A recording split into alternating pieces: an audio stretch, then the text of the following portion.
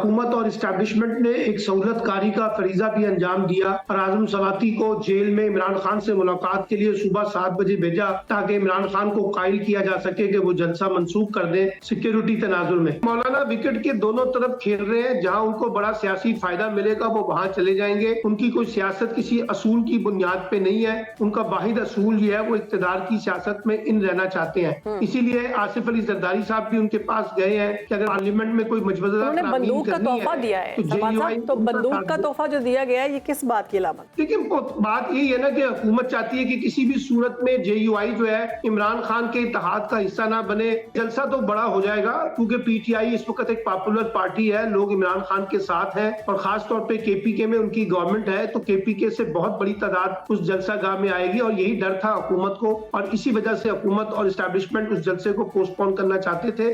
मौजूद हैं तज्जियाकार हैं सलमान आबिद साहब, बहुत शुक्रिया आपके वक्त का सलमान साहब। PTI ने तारीखी यूटर्न लेते हुए पहले इस्लामाबाद का जलसा मुलतवी किया, अब 27 अगस्त को लाहौर में होने वाले जलसे से मुतालिक मुतज़ाद बयान सामने आ रहे हैं। कोई कहता है कि जलसा होगा, कोई कहता है कि जलसा नहीं होगा। तो PTI के रहनुमा जो हैं ये इतने आपस में क्या डिस्कनेक्ट है और तज़ादात की वजह क्या है?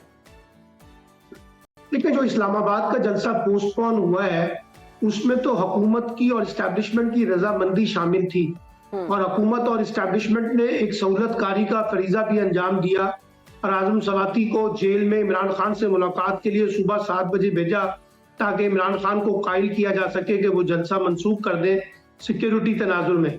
तो ये जलसा PTI से ज्यादा खुद हुकूमत और इस्टेब्लिशमेंट की ख्वाहिश थी कि वो पोस्टपोन हो जाए।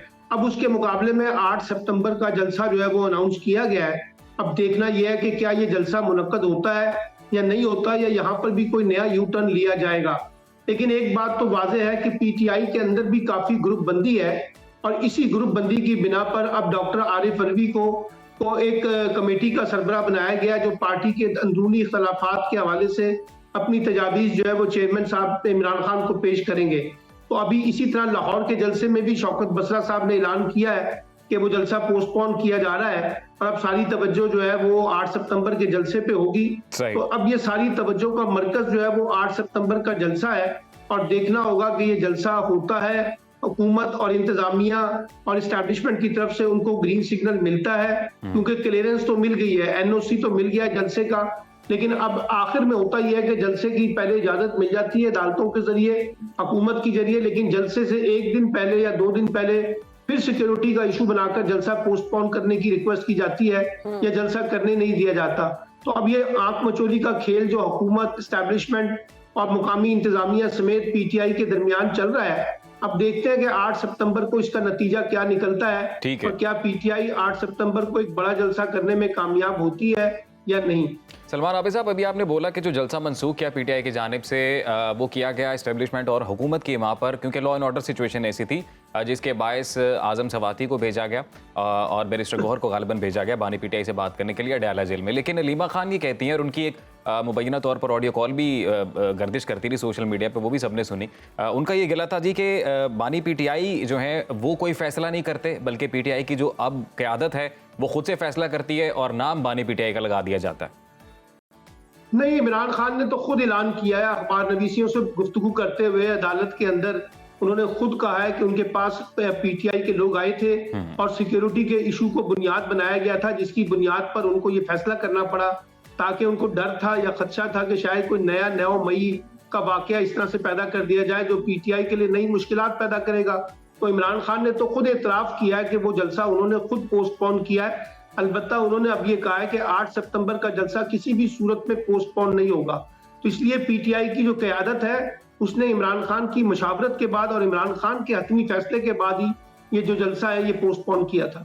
अच्छा, ये भी सलमान आबिद साहब के क्या अभी जो मौजूदा क़यादत है और उनमें जिस तरह से डिवीजन नज़र आ रही है, आपको क्या लग रहा है कोई बड़ा जलसा कर पाएगी PTI? और अगर ये जलसा करने में कामयाब होती है तो सर उसका मकासद क्या होंगे उसके? देखिए जलसा तो बड़ा हो जाएगा क्योंकि PTI इस वक्त एक पॉपुलर पार्टी है, लोग इमरान खान के साथ हैं और खास तौर पे KPK में उनकी गवर्नमेंट है, तो KPK से बहुत बड़ी तादाद उस जलसा गाह में आएगी और यही डर था हुकूमत को और इसी वजह से हुकूमत और इस्टेब्लिशमेंट उस जलसे को पोस्टपोन करना चाहते थे।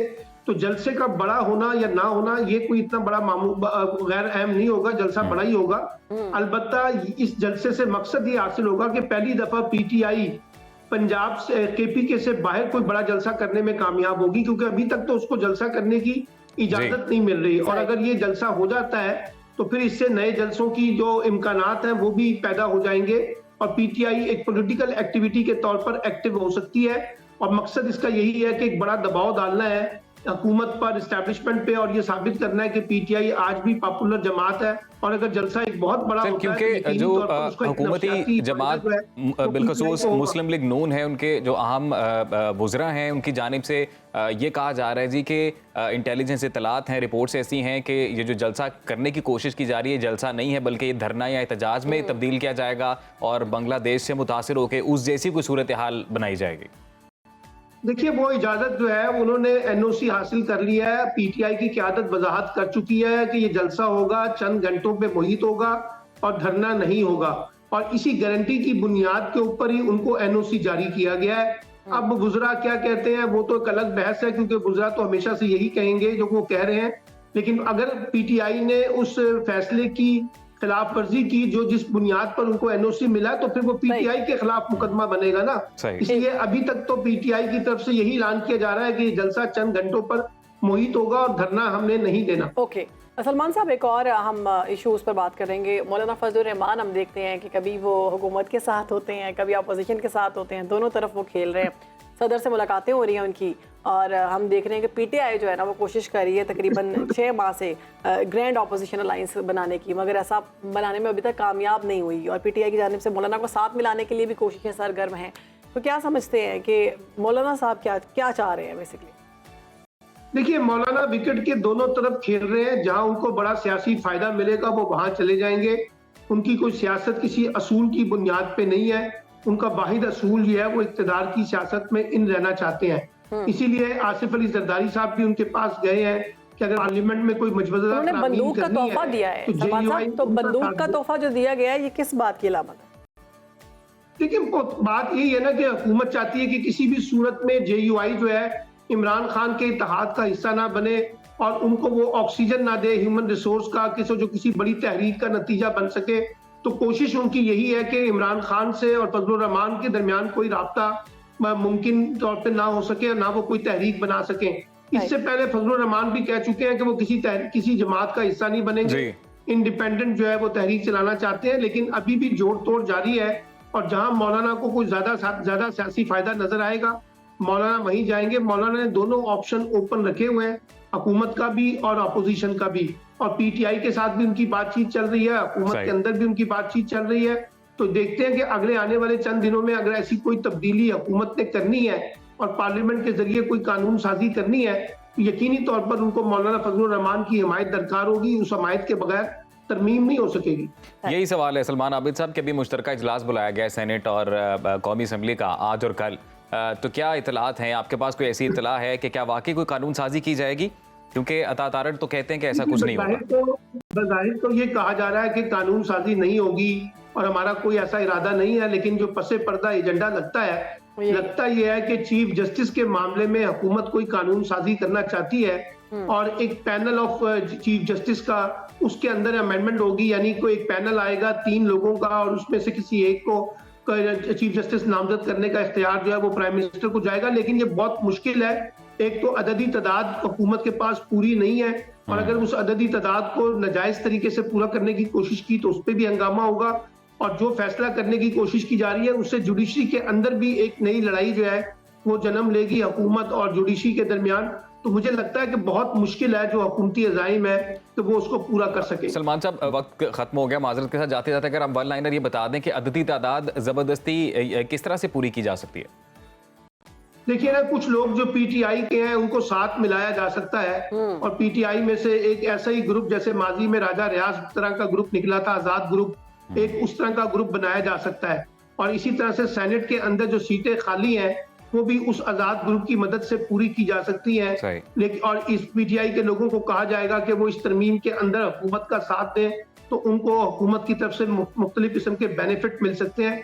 यही एक तरीका कार है और उसके अलावा कोई तरीका कार नहीं है। ठीक हो गया। अददी तादाद इस वक्त पूरी नहीं है। ठीक है जी, बहुत शुक्रिया सलमान आबिद साहब, आप हमारे साथ मौजूद थे और मुल्क की सियासत पर अपना तज्जिया दे रहे थे। अब देखना ये होगा कि पीटीआई का लाहौर का जलसा होता है नहीं होता, और पावर शेयरिंग जो फॉर्मूला हुकूमत की जानिब से दिया जा रहा है उसमें क्या क्या तब्दीलियां आती हैं।